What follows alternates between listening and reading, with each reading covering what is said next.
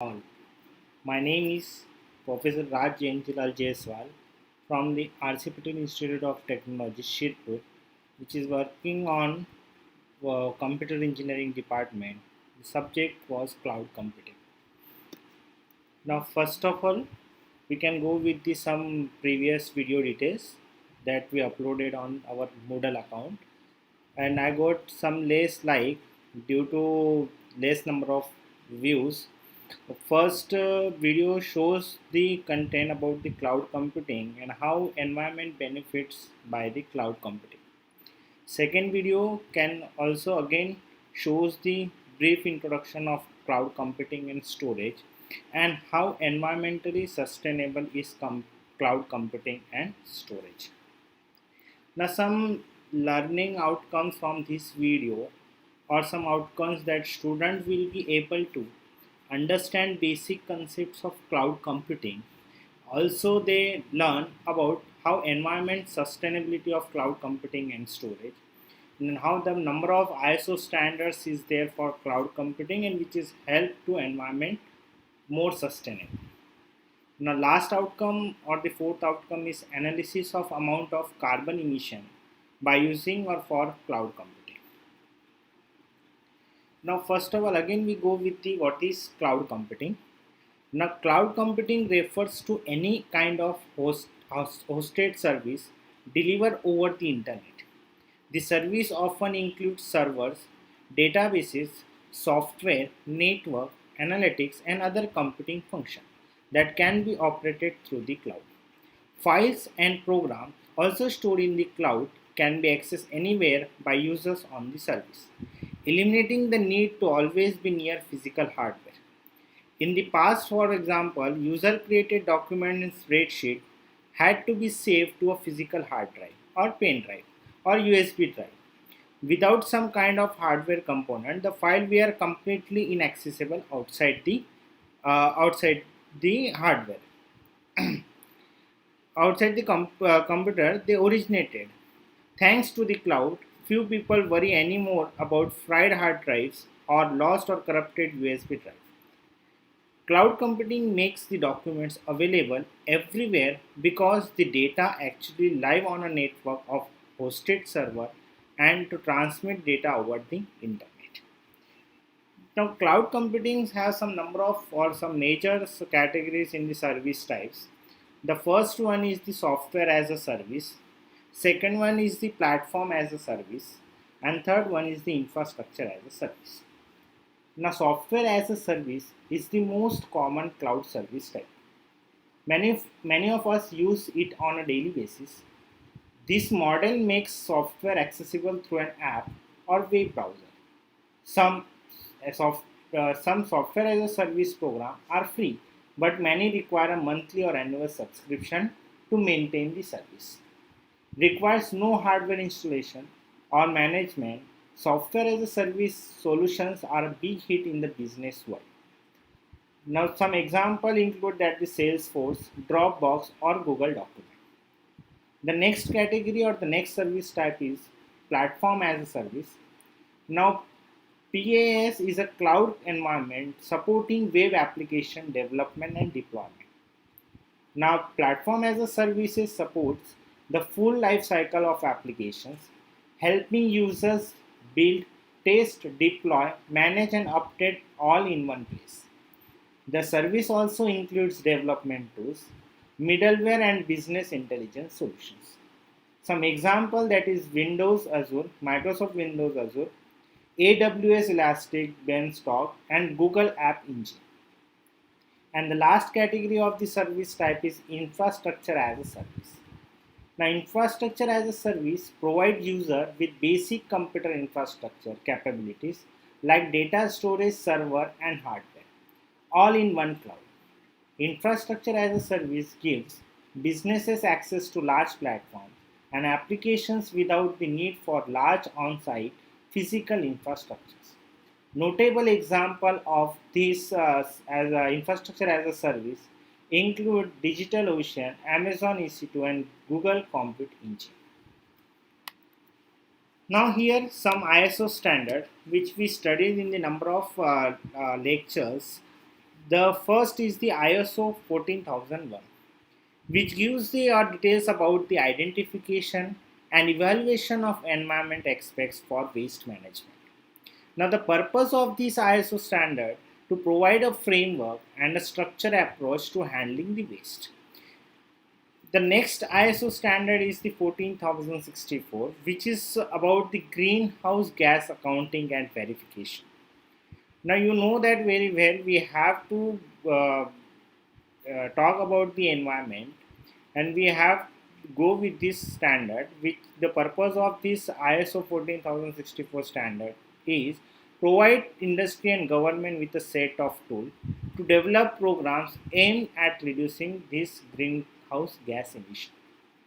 Now, basically, this all standards is have the one common purpose that we have to reduce the gas emissions or greenhouse gas emission. Now, next ISO standard is ISO 14065, which gives detail about the environment information requirement for bodies validating and verifying environmental information. The purpose is of this ISO standard is greenhouse gas validation and verification. Now, in 64 they are talking about accounting and verification, and in 65 they are talking about the validation and verification. Now, next is the ISO 14067, which is gives the detail about the carbon footprint. The purpose of this ISO standard to develop a new standard for carbon footprint of products. Now, products may be some electronic, maybe software, maybe some process. These all have some carbon footprint that process or that product have some less carbon emission, and which is helpful for environmental sustainability. Now, here my topic was the cloud computing, and here I am defining some computational work related to the carbon emission or carbon footprint calculation. According to that Dell's case study, the server is consuming 1760.3 kilowatt per year and has a manufacturing climate impact of 320 kg CO2 emission per year. Assuming a 4 lifespan, we are talking about the 4-year lifespan, and their Dell case study suggests that the one server consumes that 1760 kilowatt per hour per year. Sorry. Now, according to another study, the CO2 emission per kilowatt is the 0.329 CO2 emission per kilowatt. Means per kilowatt of the consumations can you or can done or can give the 0.329 CO2 emission. Now, for that computational work, we consider some categories. Now, emissions of server for use on premises that can be denoted or represented by P of EMI that consumes the 320 kilogram of CO2 emission per year. As you see in that Dell study, they are talking about the on-premises server. That's why they consume or they give the 320 kg of CO2 emission per year. Now, in place of or on-premises, if we use the server in the cloud, that can be represented by PC of EMI. Now, that is the 50% less from the above servers which is present on the premises, and that's why we consider the value 160 kg CO2 emission per year. Now, if we talk about the green power consumption, now green power consumption means that they are not using some energy sources, that is the fossil fuels and some coal. They are talking about the solar energy, or we can say that some number of energy which is comes under the green power consumption, and that consumption servers emission is 0 kg of CO2 emission per year. Now, next one is we are talking about the emission from non-green consumption for premises power of self-managed server. Now, remember one thing, this fourth category shows that the server which is present on the premises, but they are not using the green power consumption, they are using the non-green consumption. Now non-green server, it means that server consumption, as you know that there says that Dell case study says that 1760.3 kilowatt per year is there, and the emission per kilowatt is the 0.329 CO2, and that's why we have to multiply it with this 1760.30 kilowatt per year into 0.329 CO2 emission. And the answer was the 57 kg CO2 emission per year will be done by the non-green server. Non-green server, the server which is present on the premises and that premises are not using the green power consumption. The next one is the from non-green cloud power consumption. Now here they are talking about the self-managed server. Now here I am talking about the cloud server. If we use the cloud server and that cloud server requires some power which is the non-green power consumption, then we already know that the cloud using the 50% less. That's why we are multiplying the server consumption into emission per kilowatt into 0.5, means half of that emission. And if we go with that 1760.3 kilowatt into 0.329 and into 0.5, then we got the approximately 290 kg CO2 emission per year. Now we differentiate carbon emission of cloud server and data center server per year using 100% green and non-green electricity. First we go with the cloud server of the 100% green electricity. Now 100% green electricity not give any 0 kg of CO2 emission, and that's why the cloud server emitted the carbon emission of the carbon is 160 kg plus 0 because they are using the green electricity, 100% green electricity. That's why the 160 kg CO2 emission per year for the green cloud server which is using the 100% green electricity. The next is the cloud server using the non-green electricity, means the cloud server is there but they are not using the 100% green electricity, and that's why we already compute that non-green electricity consume the 290 kg CO2 emission per year, and we are talking about the cloud server. That's why 160 plus 290 means 450 kg CO2 emission per year is there. On premises or data center server using 100% green electricity, means they are talking about the data center server but they are using the 100% green electricity, and that's why 320 already emitted carbon CO2 emission per year by the data center server. That's why 320 plus 0 kg is equal to 320. And if the data center server which is not using the non-green electricity, means 320 kg for the data center server plus 579 kg CO2 year because they are not using the 100% green electricity or non-green electricity, and the total was 899 kg CO2 emission per year. Now this is some calculation which is talking about the cloud server, and this shows the cloud server and data center server carbon emission using electricity and non-green electricity. Now if we see this classification of this server, there are the ones there is a server which have the two category, cloud and data center. That cloud have 100 if the cloud server using 100% green electricity, 160 kg CO2 per emission per year. Non-green electricity of cloud server emitted the 450 kg CO2 emission per year.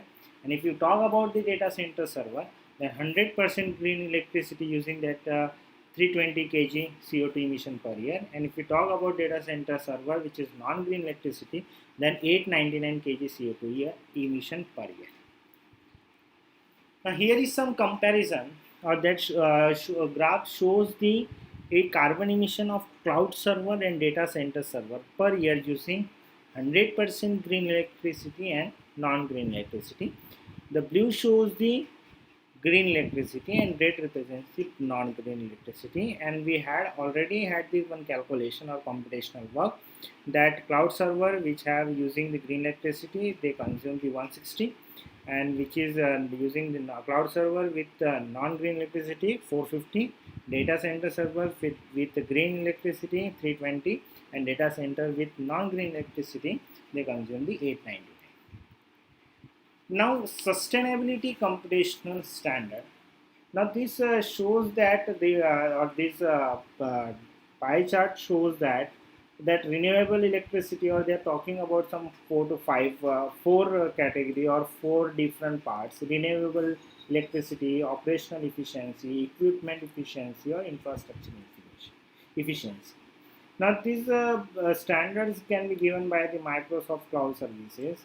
It is found that Microsoft Cloud Services are up to the 93% more energy efficient and up to 98% more carbon efficient than traditional entire enterprise data center. To put that into context, if just 20% of the existing US on premises market move to the Microsoft Cloud, it will be equivalent to reducing the city-wide emission of the Washington or Italy, Italy. Across every scenario, and even compared to virtualized high-end data center, the Microsoft Cloud is delivering big gains in energy efficiency and reductions in the carbon emission. These numbers are the result of the years of work and focus to make our data center and cloud services best in class, and that includes sustainable investment in sustainability. Substantial investment in the sustainability. Now, this study shows that if we go with the Microsoft Cloud by using some number of in place of server or manageable server, we can go with the some cloud. Then we can also have two advantage thing, that we are have more energy efficient and lower the some, we can say that, carbon emissions. So we can think about the cloud computing from small scale industry to the medium scale industries. They are really go with the cloud computing. They have some number of security also, which can be secure your data. Thank you so much.